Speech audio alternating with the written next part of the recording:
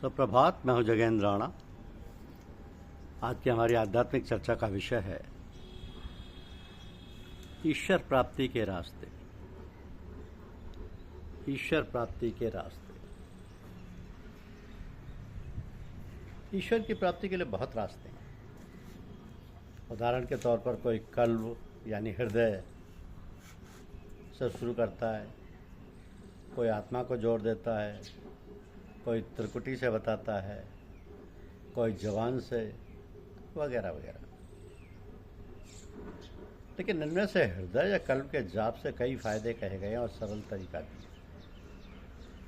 आजकल के लोगों के लिए जिनकी आयु कम होती है, परिश्रम अधिक नहीं कर सकते, हिम्मत कम है और दुनिया के सब कारोबार भी करना बहुत आवश्यक है, ऐसी हालत में हृदय जाप बहुत लाभदायक सिद्ध हुआ है।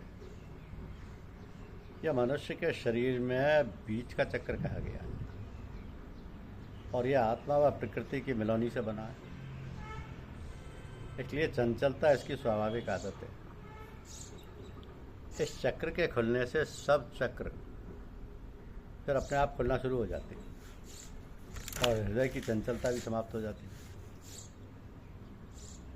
इससे बड़ा लाभ यह है कि जब मनुष्य मौत के बिस्तर पर पड़ा होता है और जुबान बंद हो जाती है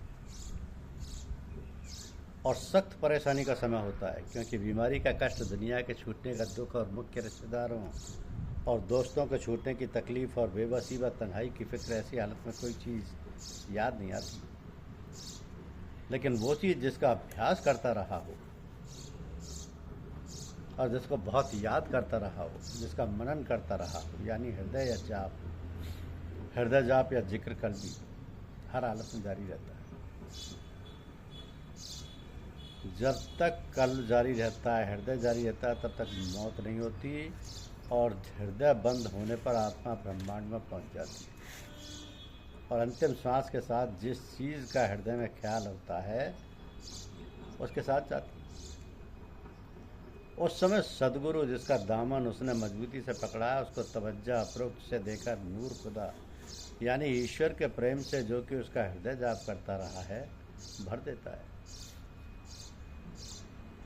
और उस समय फनाया लय की ऐसी हालत होती है कि दुनिया की हर चीज़ व तकलीफ को भूलकर अपनी अंतिम श्वास ईश्वर के प्रेम में निकालता है और उसकी आत्मा उस परमात्मा को, जो कि प्रेम का भंडार है, उसके पास पहुंचकर सदा के आनंद में लय हो जाती है। अब खास तरीका जिक्र कल्बी या हृदय जाप का, जिसको परम संत महात्मा जनाब रामचंद्र जी साहब रहमतुल्लाह ताले और श्री लाला जी साहब और परम संत महात्मा श्री रघुवर दयाल जी साहब और चचा जी महाराज ने बतलाया है और फरमाया है कि अगर इस क्रम के अनुसार चलता रहेगा तो सत्यपद को प्राप्त होगा और अपने कमाल व मकसद पर पहुंचेगा।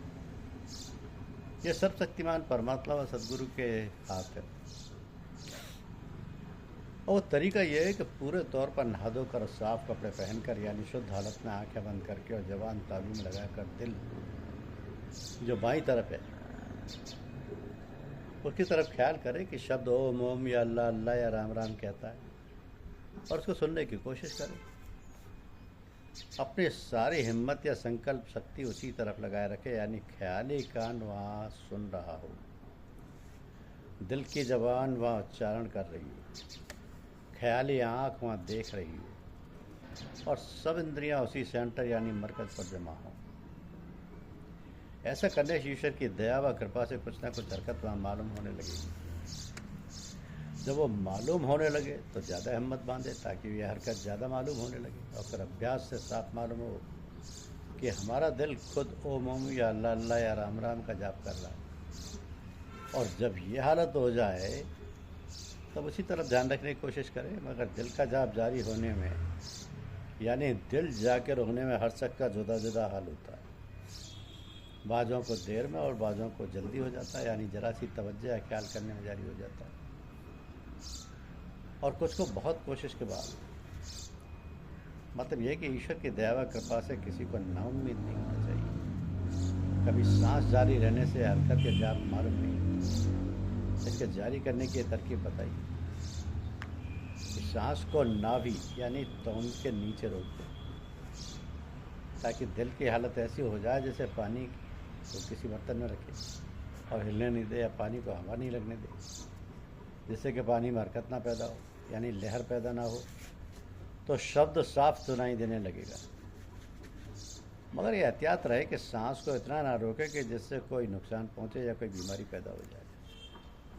तो अपनी ताकत या शक्ति के मुताबिक सांस को रोकना चाहिए और इतना ना करे कि सांस को छोड़ने पर हाँफने लगे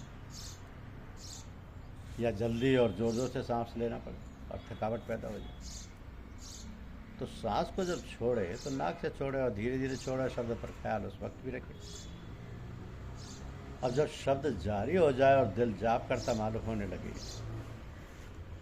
तो ऐसा काम ना करे और ऐसा ख्याल ना रखे जो इस रास्ते में नुकसान पहुंचाने वाला हो, वरना इस शब्द के बंद हो जाने का डर है और फिर दोबारा शब्द के जारी होने में ज़्यादा कठिनाई और वक्त लगेगा और ज़्यादा कोशिश और मेहनत करनी पड़ेगी। नुकसान पहुंचाने वाली मुख्य दो चीज़ें होती हैं। पहली खाना पीना, यानी इससे ये मुराद है कि ऐसी चीज़ें नहीं खाएं जो तामसी हैं। उदाहरण गोश्त, नशे की चीज़ें, हराम के पैसे की कमाई। दूसरी चीज़ ये कि दूसरों से व्यवहार, यानी किसी की बुराई दिल में ना सोचे बल्कि मोहब्बत रखे और जो काम खुद ना पसंद हो वो दूसरों से ना कराए या उसके साथ ना करे। तो दिल का जाप जारी हो जाए तो उसको मामूली बात ना समझे बल्कि उसको दिल रात बढ़ाने की कोशिश करे और हर तरफ से तवज्जो यानी ध्यान हटाकर इस जाप में दिल लगाए और सख्त ज़रूरत पड़े तब दूसरी तरफ तवज्जो लगाए। यहाँ तक कि ऐसी किताब पढ़ना या ऐसा जाप करना जो उस तरफ से तवज्जो हटाए उसको छोड़ देना चाहिए। तो इस जाप में इतना दिल लगाए कि कोई समय उससे खाली ना जाए और आँख खोले भी शब्द सुनने की तरफ ध्यान लगा रहे और अभ्यास से ऐसी आदत बन जाएगी कि आँख खोले हुए भी हर काम करते हुए, चलते फिरते हुए दिल का जाप होता रहेगा और ख्याल उसी तरफ लगा रहेगा। तो ईश्वर व सदगुरु के फजल से बढ़ती जाएगी और उससे दिल के संकल्प बंद हो जाएंगे, शांति नसीब होगी और आनंद और सुरूर हासिल होगा। अब यहाँ पर सवाल ये पैदा होता है कि अगर जाप की तरफ हर समय ख्याल रखें तो दुनिया के कारोबार को मनुष्य कैसे अंजाम दे सकता है। इसका उदाहरण यूँ समझिए कि किसी स्त्री के छोटा बच्चा है, इतना उसके पास पैसा नहीं है कि कोई नौकर रख सके और घर और बाहर का काम भी उसे करना पड़ता है, तो वो अपने बच्चे को एक जगह आराम से लटाकर सब घर का काम करती है, लेकिन ध्यान हर समय अपने बच्चे की तरफ रहता है जिसको कि अकेला लेटा आएगी। अब ज़रा सी देर में अपने बच्चे को देख कर आती है और घर का सब काम भी करती रहती है। अगर उसको बाज़ार से सामान लाना पड़ा तो उसको घर में छोड़ कर जाती है, चाय सुलाकर या कुछ खिलौने रख कर या कुछ देर को घर में रख कर जाती है। बाज़ार से बहुत जल्दी सामान खरीद कर लाती है। अगर रास्ते में उसकी कोई सहेली मिल जाती है, बातचीत करना चाहती है तो उस तरफ जल्दी मुखातिब नहीं होती, क्योंकि उसका ध्यान व दिल अपने बच्चे में लगा है। तो जब घर में जाती है तो पहले अपने बच्चे को देखती है और बाद में सामान रखती है। इसी तरह दिल के जाप का अभ्यासी दुनिया के सब काम करते हुए दिल में जाप की तरफ निगाह रखता है। ऐसे संकल्प विकल्प सब खत्म हो जाते हैं और चूँकि वह ईश्वर और सर्वशक्तिमान के ध्यान में लगा रहता है, ईश्वर उसकी हर समय दुनिया के कामों में सहायता करता रहता है। इसलिए साधक दुनिया का काम भी अच्छी तरह अंजाम देता रहता है। जब इस तरह शब्द के जाप की आदत पड़ जाएगी तो यह शब्द तमाम बदन में फैल जाएगा, यानी पहले अभ्यासी के जिस्म में, कभी हाथ में, कभी पाँव में, कभी सर में, बगैर ख्याल किए सुनाई देगा।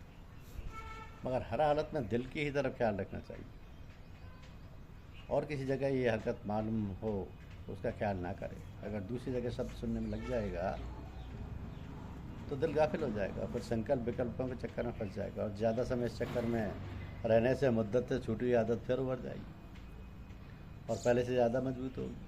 इसके अलग करना मुश्किल होगा फिर। तो जब इस जाप का प्रकाश फैलेगा तो थोड़े समय में चारों तरफ घेर लेगा और सर से पाँव के नाखून तक शब्द ही शब्द सुनाई पड़ेगा। ऐसी हालत में तबीयत कभी खुश होगी और कभी संजीदा होगी, कभी हैरानी, कभी परेशानी मालूम होगी, कभी हंसी की तबीयत चाहेगी, कभी रोने की चाहिए। किसी समय तबीयत चाहिए कोई ना बोले, कोई पास तक न आए और कभी एकांत में तबीयत घबराएगी, खूब बात को जी चाहेगा। लेकिन इन हालातों की कुछ परवाह नहीं करना चाहिए। अपने जाप व शब्द में लगे रहना चाहिए। इन सब तमाम बातों का शब्दों पर विशेषता ना दें, शब्द को सब कामों में विशेषता दें, फिर ईश्वर और सदगुरु के फजल से तमाम बदन में और जिस्म के हर रोंगटे में एकदम एक साथ जिक्र ओम ओम या अल्लाह अल्लाह या राम राम शब्द का जाप मालूम होगा। दिल के जाप के साथ ही एक ही आवाज़ में शब्द सुनाई पड़ेगा। ऐसी हालत में कभी किसी जिस्म के किसी हिस्से में ज़्यादा जोर से, किसी हिस्से में कम हो, कभी तमाम जिस्म में बराबर हो गया। इस हालत को बहुत ही अच्छा कहा जाएगा। इसको सुल्तानुल जकार यानी जिक्रों का बादशाह कहते हैं। धन्यवाद।